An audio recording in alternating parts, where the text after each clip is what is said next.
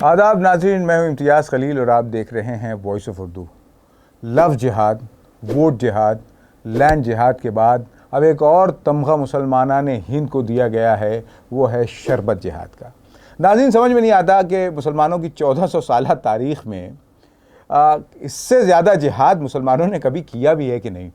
बहरहाल एक नया कहना चाहिए सौगात है, एक नया तोहफ़ा मिला है और ये तोहफ़ा दिया है बाबा रामदेव साहब ने।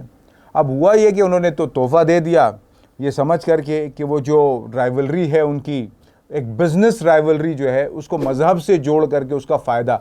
देखिए, एक फेयर ट्रेड कंपटीशन होता है, उस कंपटीशन में आप क्वालिटी का शायद मुकाबला नहीं कर पाए, तो आपने सोचा कि एक ऐसा इल्ज़ाम लगा दिया जाए कि इस मुल्क की मेजॉरिटी जो है वो मुतनफ़िर हो जाए। हुआ ये कि इसका ब्लेसिंग इन डिस्गाइज जिसे कहा जाता है कि इसके आने के बाद हिंदुस्तान के जो इंसाफ पसंद लोग थे उन्होंने साफ तौर पे इसको न सिर्फ ये कि नकारा बल्कि सपोर्ट किया रूह अफ़ज़ा का, हमदर्द का। आप देखिए सोशल मीडिया पे अक्सर लोग जो कहना चाहिए इंसाफ पसंद हैं वो आए रूह अफ़ज़ा के साथ, और जहां उस रूह अफ़ज़ा को जिहाद से जोड़ा जा रहा था वहीं उस रूह अफ़ज़ा को शरबत मोहब्बत के शरबत से ताबीर किया गया। और देखिए, हमदर्द जिसने ये कंपनी बनाई थी उसने भी मोहब्बत ही का कारोबार शुरू किया था। एक ऐसा शख्स जिसने पहले तो हाफिज़ कुरान, अब आपको मस्जिद से मदरसे से बहुत मसला होता है, ये तो जिन्होंने कायम किया था वो ख़ुद हाफिज़ कुरान थे।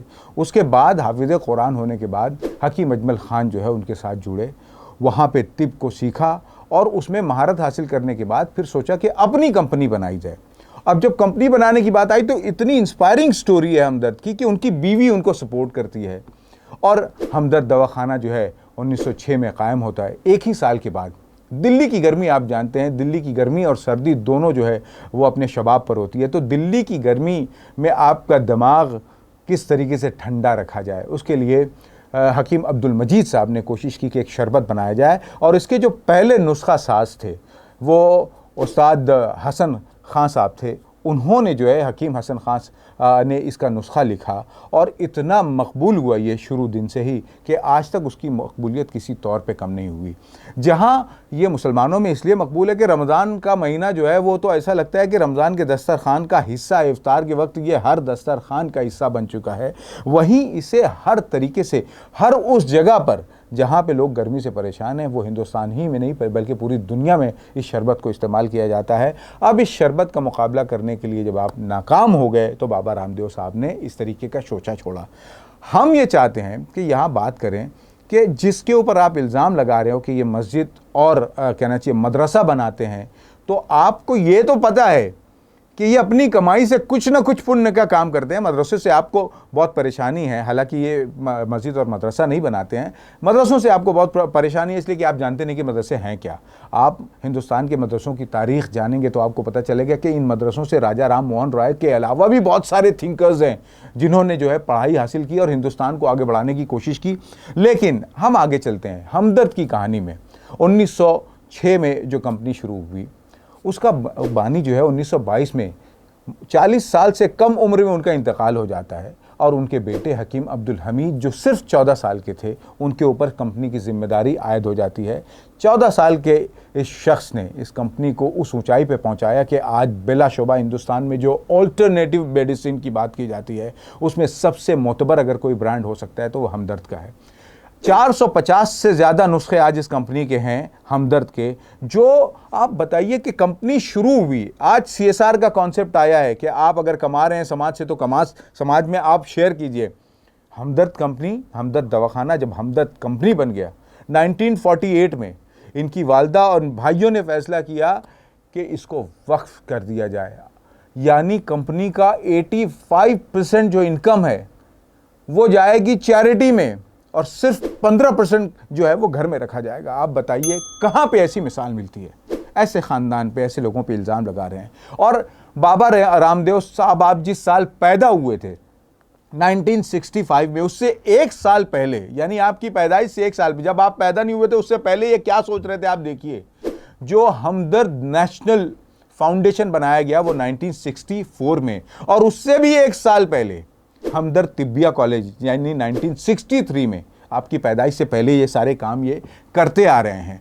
وہی ہمدرد انسٹیٹیوٹ آگے چل کر کے 1989 میں جامعہ ہمدرد یعنی ہمدرد یونیورسٹی بنتا ہے، اور ایک ایسی یونیورسٹی بنتا ہے جس کو 2019 میں کالج آف ایمیننس کا جو ہے درجہ ملتا ہے، جس کو نیک کے ذریعے A+ ایکریڈیشن ملتا ہے، اور جہاں ایک دو نہیں بلکہ 10,000 چھاتر پڑھتے ہیں، اور یہ سارے جو طلبہ ہیں، یہ سارے اسٹوڈنٹس مسلمان نہیں ہیں بلکہ تمام ورگ کے لوگ اس میں پڑھتے ہیں۔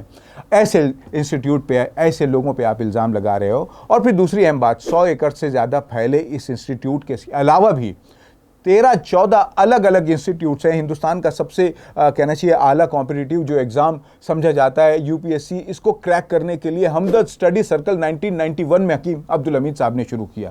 اس کے علاوہ ان کے اپنے ہاسپٹلز ہیں جہاں انسانیت کی خدمت کی جاتی ہے، ان کے نرسنگ کالجز ہیں، اور ان کا فارمیسی کالج 2017 میں اس کو بھارت کے سب سے 1 نمبر کے فارمیسی کالج کا کہنا چاہیے استھان دیا گیا۔ اور اس کے علاوہ بھی ان کا جو ہمدرد نیشنل فاؤنڈیشن ہے، اس کے ذریعے غریبوں کی، ناداروں کی فوڈ کٹس کے ذریعے، پھر ایجوکیشن کی دوسری اسکالرشپس کے ذریعے، پھر اس کے ساتھ ایجوکیشن کے علاوہ جو بیماری کووڈ میں ان کی خدمات، آپ کووڈ میں جس طریقے سے ہمدرد نے کہنا چاہیے انسانیت کی خدمت کی ہے، دنیا جانتی ہے۔